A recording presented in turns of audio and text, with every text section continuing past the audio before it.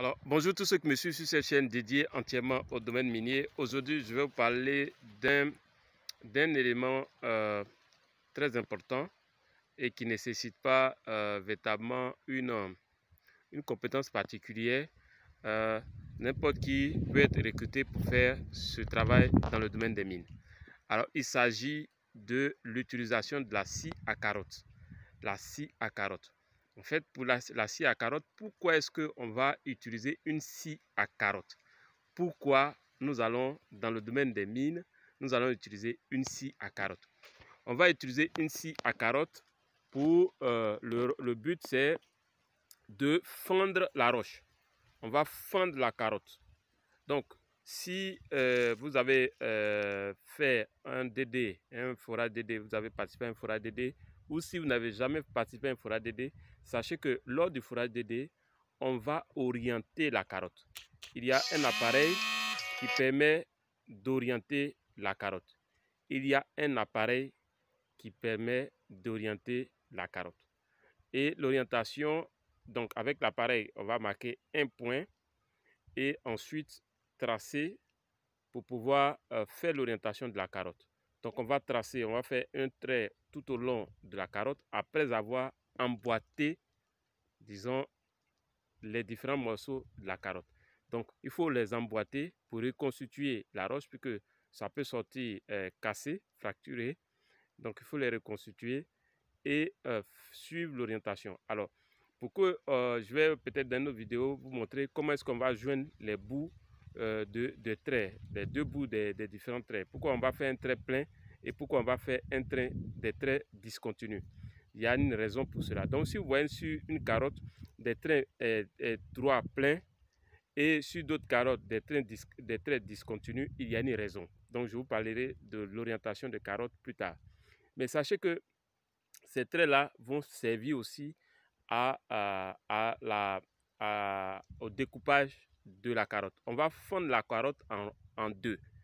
Alors, qu'est-ce qu'on va utiliser pour fendre la carotte? C'est la scie à carotte. Donc, vous pouvez être quelqu'un qui travaille à la scie à carotte. Donc, votre rôle, c'est de fendre la carotte.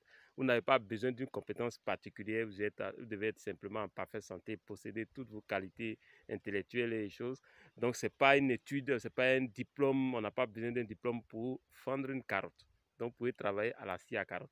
Donc, si vous êtes un jeune d'un village où il y a une mine, pour aller chercher du travail à la mine comme étant quelqu'un qui va travailler à la scie à carotte, par exemple. Donc, mais pourquoi on le fait? On le fait parce qu'un morceau va rester directement à la carothèque, dans les caisses à carottes. Ça va permettre de continuer le log lithologique. Ça va permettre de continuer le log des altérations, etc. On pourra marquer les valeurs, les parties où les valeurs sont importantes, etc., etc. Et l'autre côté, l'autre moitié de la roche, quand on a fondu la roche, va aller au laboratoire. On va envoyer ces échantillons-là au laboratoire pour une analyse chimique. On va faire les analyses chimiques pour savoir, par exemple, si c'est de l'or, est-ce qu'il y a de l'or.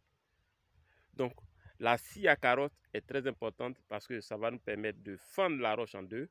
Une partie va rester à la carothèque pour faire tout ce qui est log, recueillir les informations sur cette roche.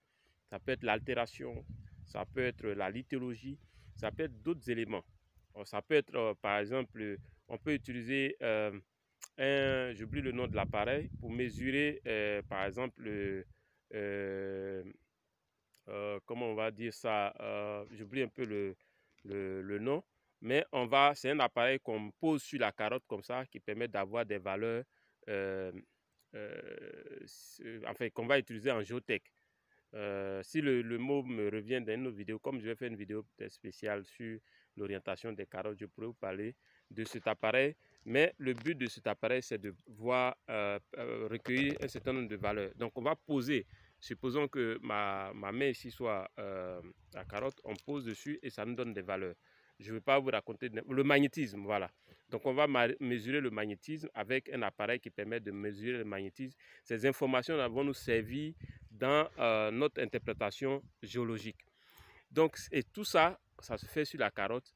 Et pour ne pas perdre le temps, en fendant la carotte, une partie va au laboratoire rapidement pour qu'on puisse avoir les résultats pour voir s'il y a de l'or ou il n'y a pas de l'or. L'autre partie va rester dans la caisse à carottes et va nous permettre de recueillir ces informations, de faire le log lithologique, je l'ai déjà dit, le log des altérations, de faire des mesures de magnétisme, etc., etc., etc. Alors, donc voilà pourquoi on utilise une scie à carotte. Le rôle de la scie à carotte, c'est de permettre de fondre la carotte en deux et une partie de cette carotte va aller au laboratoire pour analyse, une autre partie reste à la carothèque pour recueillir des informations géologiques telles que la lithologie,